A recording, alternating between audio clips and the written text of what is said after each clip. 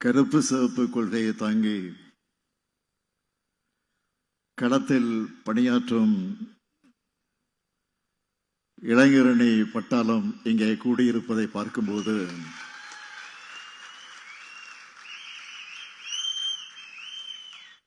திருவள்ளூர் கோட்டமே திராவிட கோட்டமாக மாறியிருப்பதை பார்த்து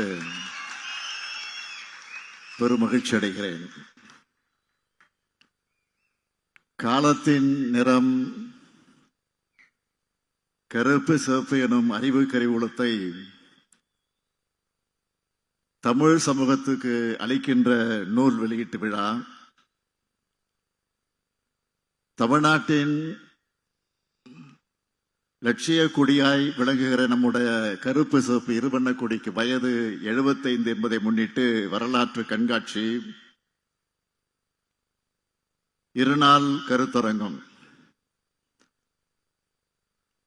முற்போக்கு புத்தக கண்காட்சின்னு இளைஞரை முன்னெடுத்திருக்கக்கூடிய இந்த கொள்கை திருவிழாவில் பங்கெடுத்திருக்கக்கூடிய நம்முடைய கழக பொதுச் செயலாளர் மாண்புமிகு அமைச்சர் அண்ணன் துரைமுருகன் அவர்களே, கழக பொருளாளர் அருமை சகோதரர் டி.ஆர். பாலு அவர்களே, முதன்மை செயலாளர் மாண்புமிகு அமைச்சர் கே. நேரு அவர்களே, துணை பொதுச் செயலாளர்கள் ஐ. பெரியசாமி அவர்களே, பொன்முடி அவர்களே, திருச்சி என். சிவா அவர்களே, ஆ. ராசா அவர்களே, அந்தியூர் செல்வராஜ் அவர்களே, சாமிநாதன் அவர்களே,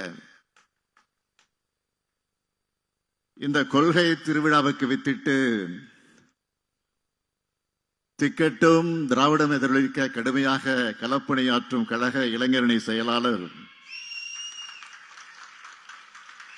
மாண்புமிகு துணை முதலமைச்சர் அருமை தம்பி உதயநிதி அவர்களே,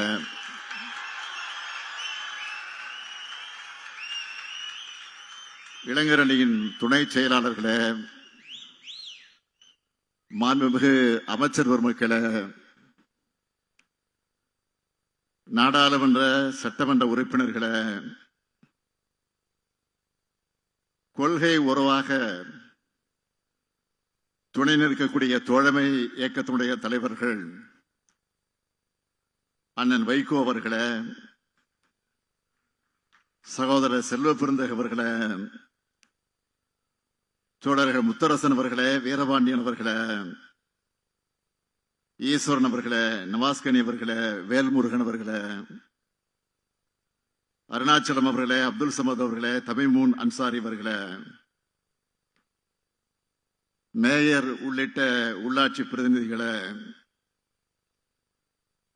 ஆற்றல் மிக்க கழகத்தின் மாவட்ட கழக செயலாளர்களே, தலைமை கழகத்தினுடைய நிர்வாகிகளே, இயக்கத்தினுடைய முன்னோடிகளே, முற்போக்கு சிந்தனைகள் கொண்ட பத்திரிகையாளர்கள், என்னுடைய பெருமதிப்பிற்குரிய இண்டு ராம் அவர்களே, நக்கீரன் கோபால் அவர்களே, அன்புக்குரிய கோபண்ணா அவர்களே, எழுத்தாளர்களே, பேச்சாளர்களே, முக்கியமாக இளைஞரணி உருவாக்கி இருக்கக்கூடிய இளம் பேச்சாளர்களே,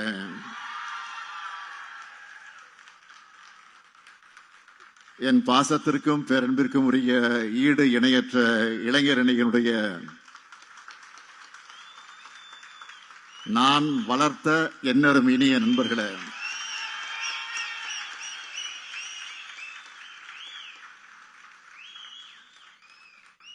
என் உயிரோடு கலந்துள்ள தலைவர் கலைஞர் அவர்களின் உயிரினும் உயிரான அன்பு உடன்பிறப்புகளே, உங்கள் அனைவருக்கும் என்னுடைய அன்பான வணக்கம். திராவிட முன்னேற்ற கழகத்தோட 75ஆம் ஆண்டு பயணத்தை நினைவு கூறக்கூடிய இந்த விழாவிற்கு அறிவு திருவிழான்னு உதயநிதி பேர் வச்சிருக்கிறார். இதைவிட பொருத்தமான தலைப்பு வேற இருக்க முடியாதுன்னு தான் சொல்லணும். கழகத்தை தொடங்கினது அறிஞர் அண்ணா.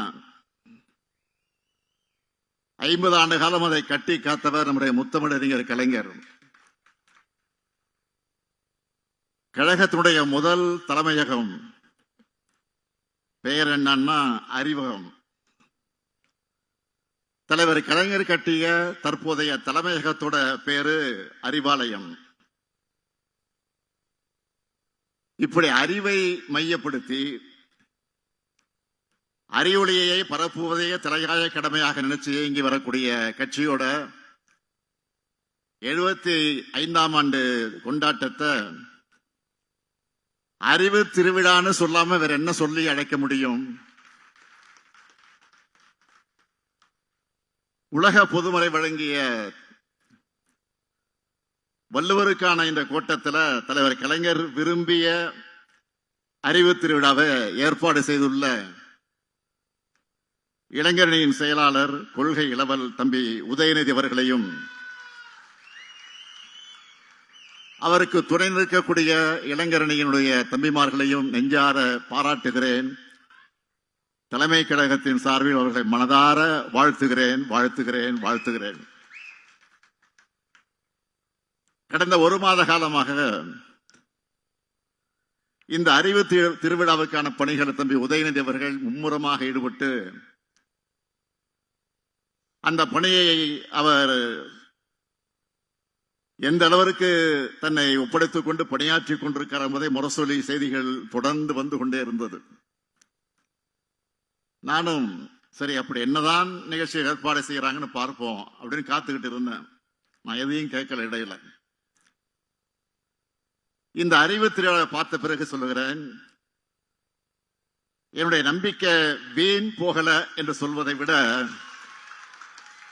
நல்லா கவனிங்க, வீண் போகல என்று சொல்வதை விட நான் நினைச்சதை விட சிறப்பாகவே ஏற்பாடு செஞ்சிருக்கீங்க. வள்ளுவர் கோட்டத்தில் என்ன சொல்றேன், தம்பி உதயநிதியோட கொள்கை பிடிப்பு மிக்க செயல்பாடுகளை பார்க்கிறப்போ ஐயன் வள்ளுவர் சொன்னாரு, மகன் தந்தை காற்றும் உதவி இவன் தந்தை என்னோற்றான் கொள்ளெனும் சொல்ல அந்த குரலுக்கேற்ப தம்பி உதயநிதி செயல்படுகிறான்னு பெருமையோடு சொல்றேன். அந்த பெருமையோடு அவருக்கு ஒரு வேண்டுகோள் வைக்க விரும்புகிறேன். ஏன் என்னுடைய அன்பு கட்டளை என்று கூட சொல்லலாம். இந்த அறிவு திருவிழாவை இத்தோடு நிறுத்தாமல் தொடர்ந்து ஆண்டுதோறும் நீங்கள் நடத்திட வேண்டும்.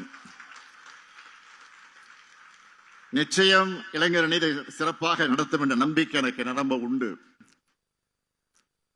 முழுக்க முழுக்க சாமானியர்களால் தொடங்கப்பட்டு 1967 முதல் மாநில கட்சியா ஆட்சியை பிடிச்ச சாதனை பிடிச்ச கழக வரலாற்ற இன்று வரை மீண்டும் மீண்டும் பல்வேறு கோணங்கள்ல பல ஆய்வாளர்கள் ஆர்வத்தோடு ஆராய்ச்சி பண்ணிக்கிட்டே இருக்காங்க. ஏதோ கட்சியை தொடங்கணும், அடுத்த முதலமைச்சர் நான் தான் அறிவிச்சோம்னு நாம் ஆட்சிக்கு வரல. கழகத்தோட தலைவர்கள் இருந்து கடைகோடி தொண்டர் வர சுற்றி சுழன்று பணியாற்றினாங்க. 18 ஆண்டுகள் உயிரை கொடுத்து ஒவ்வொருத்தரும் உழைச்சாங்க. எத்தனை பத்திரிகைகள், எத்தனை புத்தகங்கள், எத்தனை கூட்டங்கள், எத்தனை கொள்கை வகுப்பெடுப்புகள், நாடகங்கள், திரைப்படங்கள், எத்தனை போராட்டங்கள், எத்தனை சிறைவாசங்கள், எத்தனை தியாகங்கள், எத்தனை துரோகங்கள். திமுக உழைத்த உழைப்பு சாதாரண உழைப்பல்ல. சமூகத்துல சரிவாதி மக்கள் படிப்பறிவு கூட இல்லாத இருந்த காலகட்டத்தில் குக்கிராமத்தில் இருக்கக்கூடிய முடி திருத்தும் கூடிய செல்வம் கூட மக்களின் சிந்தனையை திருத்துகிற மையமாக செயல்பட்டுச்சு. சைக்கிள் கடை, டீ கடைன்னு ஒரு இடம் விடாம திராவிட இயக்க இதழ்கள் ஒரு திமுக காரர் வாசிக்க அவரை சுத்தி 10 பேர் செவி வழியாக கேட்டு உலக வரலாற்றை தெரிஞ்சுக்கிட்டாங்க. கிராமத்தில் இருக்கிறவங்களும் கியூபா புரட்சியை தெரிஞ்சு வச்சிருந்தாங்க. ரஷ்ய புரட்சி பத்தி படிச்சு ஊக்கமும் உறுதியும் பெற்றாங்க. இப்படி நாம் பெற்ற வெற்றி என்பதை இனி யாரும் படைக்க முடியாத வரலாற்று சாதனை. இந்த வரலாறு பற்றியெல்லாம் தெரியாத சிலர் நம்மை மிரட்டி பார்க்கிறாங்க. இன்னும் சில அறிவியலிகள் திமுக போலவே வெற்றி பெறுவோம்னு பகல் கனவு காண்றாங்க. திமுக போல் வெற்றி பெற திமுக போல் உழைப்பும் அறிவும் தேவை. ஒரு சூரியன், ஒரு சந்திரன், ஒரு திமுக தான். இப்படி ஒரு இயக்கம் இந்த மண்ணில் தோன்ற முடியாது. இந்த வரலாற்றையும் நம்மோட கொள்கையையும் தம்பி உதயநிதி இளைய தலைமுறையினர் கொண்டு சேர்த்ததால் தான், சேர்க்கிற காரணத்தால் தான் இளைஞரணி செயலாளராக அவர் பொறுப்பேற்றதிலிருந்து லட்சக்கணக்கான இளைஞர்களை கழகத்திற்குள்ள கொண்டு வந்திருக்கிறார். அவங்களுக்கு பாசறை கூட்டங்களை நடத்தியிருக்கிறார். முரசொலியினுடைய கடைசி பக்கத்தில் பாசறை பக்கமாக மாற்றினார். கொள்கைகளை பரப்ப முத்தமிழ் பதிப்பகத்தை தொடங்கினார். தொகுதிதோறும் கலைஞர் நூலகங்களை திறக்கிறார். உங்களை போன்ற இளம் பேச்சாளரை உருவாக்கி இருக்கிறார். இப்ப இந்த அறிவு திருவிழா மூலமாக இளம் எழுத்தாளர்கள், ஆராய்ச்சியாளர்கள் உருவாக்கிட்டு இருக்கிறார். இதுதான் தந்தை பெரியார் செய்த பணி, பேரறிஞர் அண்ணா செய்த பணி, கலைஞர் செய்த பணி, நான் விரும்பும் பணி. இதை உதயநிதி செய்கிற காரணத்தால் தான் தந்தை என்பதை விட இந்த இயக்கத்தோட முதன்மை தொண்டன் என்ற வகையிலே நான் பெருமகிழ்ச்சி அடைகிறேன். இன்னைக்கு வெளியிட்டிருக்கக்கூடிய காலத்தின் நிறம் கருப்பு சிவப்பு புத்தக தலைப்பிலேயே நம்ம இயக்கம் எத்தகைய மாபெரும் அறிவு கருவூலமாக, கொள்கை தேர்வுடைய கோட்டமாக இருக்குன்னு வெளிப்படுத்தி இருக்காங்க. நம்மோட 75 ஆண்டு கால வரலாற்றையும் சாதனைகளையும் 1120 பக்கங்கள்ல உருவாக்க ஆலோசனை வழங்க நம்முடைய மதிப்பிற்குரிய சிந்தனை கருவூலம் ஐயா கா. திருநாவுக்கரசு அவர்கள், ஊடகவியலாளர்கள் திருமாவேலன் அவர்கள், விஜயசங்கர் அவர்கள், கோவை செழியன் அவர்கள் ஆகியோரையும், தொகுப்பாசிரியர் செந்தில், கருணா, திவாகர், நிறைமகேந்திரன், பிரகாஷ், கௌதம் ராஜ், பன்னீர் பெருமாள்னு எல்லோரையும் பாராட்டுறேன், வாழ்த்துறேன். திராவிட இயக்கத்துக்கு சார்பானவங்க மட்டும் இல்ல, திராவிட இயக்கத்துக்கு வெளியில இருந்து செயல்படுறவங்களும் திராவிட இயக்கத்தை விமர்சிப்பவங்களும் கூட கட்டுரைகளை எழுதியிருக்காங்க. இத்தனை கட்டுரையாளர் பார்வைகளை இப்படி ஒரு புத்தகம் உருவாகிறது மிகவும் சிறப்பு. இந்த புத்தகத்தை எல்லோரும் படிக்கணும், கண்டிப்பா படிக்கணும். இந்த நேரத்தில் இளைஞரணியினருக்கு நான் ஒரு கோரிக்கை வைக்க விரும்புகிறேன். இந்த புத்தகத்தில் இருக்கிற கட்டுரைகளை காலத்துக்கு ஏற்ற மாதிரி வீடியோக்களாக மாற்றி சோசியல் மீடியாவில் எல்லாம் இளைஞர்களுக்கும் கொண்டு போய் சேர்க்கணும். நான் ஏன் இதை சொல்றேன்னா, அன்னை சோனியா காந்தி முதல் அகில இந்திய தலைவர்கள் அனைவரும் தங்கள் பார்வையில நம்மை அளவிட்டு எழுதியிருக்காங்க. இதுல ஒரு மாநில கட்சிய அகில இந்திய தலைவர்களும் மற்ற மாநில தலைவர்களும் புகழ்ந்து எழுதுகிற சாதாரணமாக எங்க நடந்துறாரு. முக்கியமான தலைவர்கள் நம்ம இயக்கத்தை பத்தி சொன்ன கருத்துக்கள்ல ஹைலைட்டா ஒரே வரியில மட்டும் நான் இங்க பகிர்ந்துக்கணும் நான் விரும்புறேன். என்னுடைய அன்புக்குரிய அருமை சகோதரர் ராகுல் காந்தி அவர்கள் ஒடுக்குமுறையிலிருந்து மக்களை மீட்ட இயக்கம்னு சொல்லி இருக்கிறார். மதிப்பிற்குரிய லாலு பிரசாத் அவர்கள் சமூக நீதிக்காக 75 ஆண்டுகள் போராட இயக்கம்னு பாராட்டி இருக்கிறார். மதிப்புக்குரிய சரத்பவார் அவர்கள் கூட்டாட்சியினுடைய வலிமையான பாரம்பரியம் சொல்லி இருக்கிறார். மதிப்புக்குரிய அகில இந்திய கம்யூனிஸ்ட் இயக்கத்தினுடைய தலைவர் டி ராஜா அவர்கள் சமத்துவத்தின் முகமாக இதை பார்க்கிறேன் என்று அவர் பாராட்டியிருக்கிறார். மதிப்பிற்குரிய ஃபருக் அப்துல்லா அவர்கள் மதச்சார்பின்மை மற்றும் ஒற்றுமைக்காக பயணிப்பவர்கள் சொல்லி இருக்கிறார்கள்.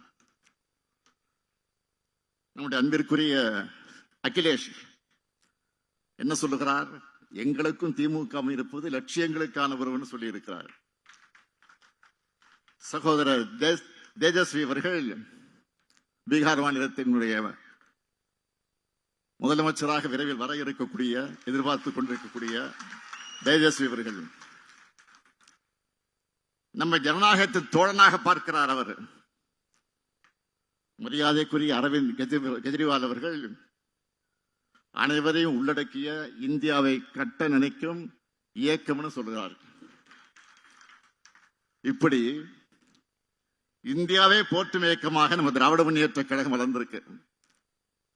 இந்த சாதனைகளும் வளர்ச்சியும் தான் பலருடைய கண்களை உறுத்துது. நாம் பேசும் சமூக நீதி, சுயமரியாதை, மாநில சுயாட்சி, கூட்டாட்சி ஆகிய கருத்துக்கள் இன்றைக்கு இந்தியா முழுமைக்கு பரவிடுச்சு. என்னடா இவங்க தமிழ்நாட்டிலே முடக்க நினைச்சா இந்தியா முழுக்க தாக்கத்தை ஏற்படுத்துறாங்கன்னு கோபப்படுறாங்க. நான் பெருமையோடு சொல்றேன், இந்த அறிவு திருவிழா திராவிடம் வெல்லும், அதை காலம் சொல்லும் என்கிற அந்த முழங்கக்கூடிய திருவிழா இது. இதை ஏற்பாடு செஞ்சிருக்கக்கூடிய, இதில் இடம்பெற்றிருக்கக்கூடிய புத்தக கண்காட்சியில இருப்பது வெறும் திமுக புத்தகங்களையும் திராவிட இயக்க புத்தகங்களையும் மட்டும் வைக்காம பொதுவுடைமை இயக்க புத்தகங்கள், அம்பேத்கரிய புத்தகங்கள், பெண்ணிணைய புத்தகங்கள், அனைத்து வகைப்பட்ட அரசியல் புத்தகங்களும் களமா முற்போக்கு புத்தக கண்காட்சியை ஏற்பாடு செஞ்சிருக்கிறாங்க. முற்போக்கு கருத்துக்களை மக்களிடம் அறிமுகப்படுத்தி அவங்களை எழுச்சி பெற வைக்கிற என்ற பெயர் தந்தை பெரியார் செஞ்சிருக்கக்கூடிய பணியை நீங்க தொடர்ந்து செய்வது எனக்கு பெருமையாக இருக்கு. இங்க இருக்கக்கூடிய இளைஞர்கள் தம்பிமார்களை பார்க்கிறப்போ இது கூடி கலையும் கூட்டம் அல்ல, காலந்தோறும் கொள்கைகளை கூறுகட்டிக் கொள்ளும் கூட்டமாக இருக்கிறத காரணத்தால் தான் எத்தனை பெரிய எதிரிகளாக வந்தாலும் எத்தனை பெரிய தந்திரங்களை கொண்டு நம்ம வீழ்த்த முடியலன்னு உணர்த்துது. கொள்கை ரீதியா திமுகவை வீழ்த்த முடியாத காரணத்தால் தான் இப்போ தேர்தல் ஆணையம் மூலமா திருட்டுத்தனமா குறுக்கு வழியில வீழ்த்த முடியுமான்னு முயற்சி பண்ண பாக்குறாங்க. அதுதான் எஸ்ஐஆர். மறந்துடாதீங்க. ஏன் அந்த எஸ்ஐஆர் அவசர அவசரமாக நடத்தணும்? தேர்தல் நேரத்தில் குழப்பத்தை ஏற்படுத்தக்கூடிய இது வேணாம்னு எல்லா அரசியல் கட்சிகளும் வேண்டாம்னு சொல்லியும் ஏன் நடத்தணும்? இந்த கேள்விகளுக்கு பதில் சொல்லாம, இதையெல்லாம் காது கொடுத்து கேட்காம தேர்தல் ஆணையம் எஸ்ஐஆர் பணிகளை தொடங்கிட்டாங்க. இதுக்கு எதிராக சட்ட ரீதியாகவும் அரசியல் ரீதியாகவும் நாம் போராடிக்கிட்டு இருக்கோம், போராட போறோம், தொடர்ந்து போராட போறோம். அது வேற. இந்த நேரத்தில் இங்க இருக்கக்கூடிய இளைஞர்களின் தம்பிமார்கள் நான் கேட்க விரும்புவது, களத்துல வேலை செய்கிற நீங்க எந்த ஒரு போலி வாக்காளரும் இடம்பெறாம பார்த்துக்கணும். உண்மையான நம்ம வாக்காளர்கள் விடுபடாம பார்த்துக்கணும். யாருடைய வாக்குறுதியும் பறிபோகாம பார்த்துக்கணும். அதுக்கான களப்பணி ஆற்றணும். நம்ம இயக்க வரலாறு முழுக்கவே போராட்ட வரலாறு தான். நம்முடைய போராட்ட வரலாற்றை நினைவூட்டும் கொள்கை திருவிழா தான் இந்த அறிவு திருவிழா. முற்போக்கு விழாவா? கருப்பு, சிவப்பு, நீலம் சேர்ந்திருக்கிறப்போ எந்த காவியாலும் நம்ம எதுவும் செய்ய முடியாது. இந்தியாவின் ஜனநாயகத்தையும் தமிழ்நாட்டின் எதிர்காலத்தையும் காக்க 2019 முதல் தொடரக்கூடிய நம்முடைய பயணம் 2026 மாபெரும் வெற்றியை பெறும். திராவிட மாடல் 2.0 ஆட்சி அமையும். தந்தை பெரியாரின், பேரறிஞர் அண்ணாவின், தலைவர் கலைஞரின், இந்த முத்துவேல் கருணாநிதி ஸ்டாலின் கொள்கை வாரிசுகள் இருக்கும் வரையும் தமிழ்நாடு தலைக்குனியாது, தமிழ்நாடு போராடும், தமிழ்நாடு வெல்லும். நன்றி, வணக்கம்.